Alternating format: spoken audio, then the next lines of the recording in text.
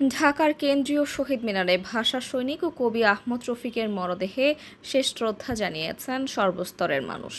শনিবার বেলা 11টার পর সংস্কৃতি বিষয়ক মন্ত্রণালয়, বাংলা একাডেমি সহ বিভিন্ন সরকারি ও বেসরকারি সংস্থার পক্ষ থেকে ফুল দিয়ে তাকে শ্রদ্ধা জানানো হয়। বিভিন্ন রাজনৈতিক দলও এই ভাষা সৈনিকের প্রতি শ্রদ্ধা জানায়। শহীদ মিনারে শ্রদ্ধা নিবেদনের পর আহমদ রফিকের শেষ ইচ্ছা অনুযায়ী তার মরদেহ ইব্রাহিম মেডিকেল কলেজ হাসপাতালে নেওয়া হবে।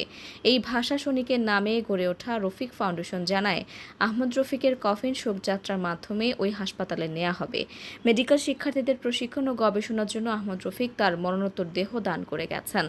গত বৃহস্পতিবার রাত 10টা 12 মিনিটে রাজধানীর বারডেম হাসপাতালের নিবিড় পরিচর্যা কেন্দ্রে শেষ নিঃশ্বাস ত্যাগ করেন ভাষা সৈনিক আহমদ রফিক।